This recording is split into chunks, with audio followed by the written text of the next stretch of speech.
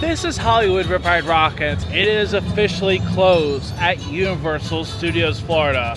Over 16 years ago, it officially opened on August 19th, 2029. However, only 16 years later, it would officially close right before its anniversary.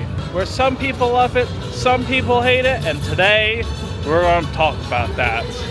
Now, when it comes to the beginning of this coaster, let's start off with the construction phase, because in January 2008, Universal filed a notice of commencement with the Orlando County and with the intentions to construct a ride with the codename Project Rumble.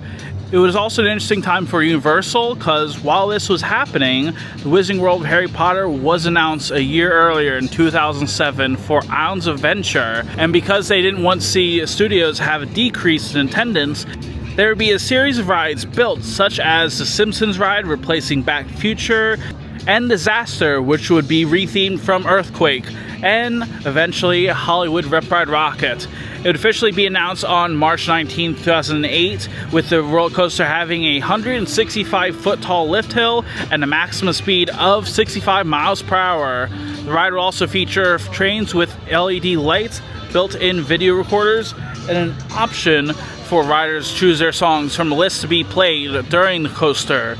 The ride would be announced to be open on spring 2009, however, that date would only be delayed until summer. Construction began in May 2008, and the first piece of the track would be installed later that year in December. By February 2009, Universal unveiled a dedicated website for the ride with new photos and updates of the coaster's progress. Along with the website, a campaign would begin with the one and only rock legend known as Sid Vinyl. Okay, I'm gonna be honest, he wasn't actually a real artist, but besides the new campaign, problems would only arise from here on out, because there would be problems with the lift hill's anti-rollback devices. However, thankfully, the issues would be quickly resolved, and ride previews opened to the public in August 2009, and ride officially opened on August 19th, 2009. Though it wouldn't be the only issue, because this would become a problematic roller coaster for years to come. For example, the ride would have to close abruptly in September 2010 due to tech issues, with Mara issuing an alert that warned about the coupling bars that held the trains together. Stress testing would later reveal that these coupling bars would not be fatigue and durable, with the ride later reopening on October 28th with new trains to improve the experience. It's also been known for many issues, especially with technical difficulties, where a train on a lift hill stopped for 2 hours. Luckily there was no injuries, but there's also many issues, especially with weather, even if it's just windy.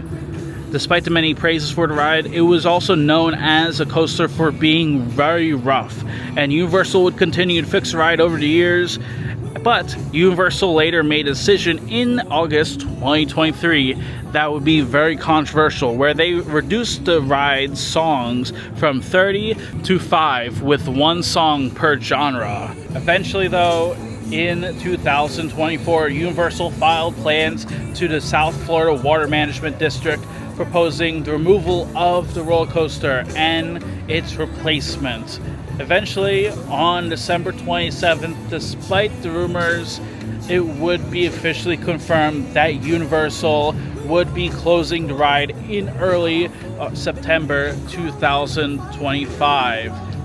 Although that plan would later be pushed up to August 16th, 2025, as the coaster spent its last days with many long lines, especially with the highest being up to 165 minutes.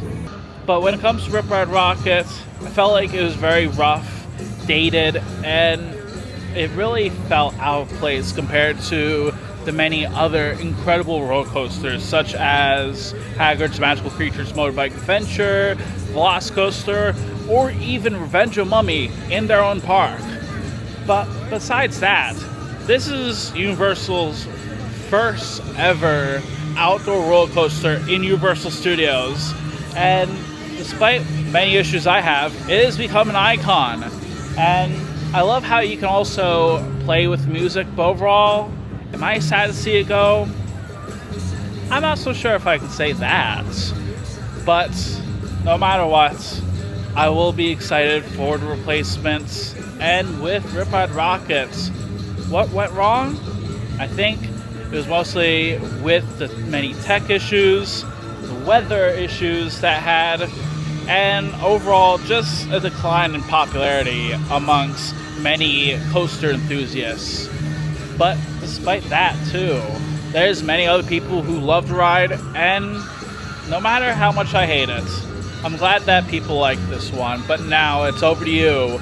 Let me know in comments down below, do you like Rip Ride Rockit when it originally opened, or do you not? I would love to hear in comments down below.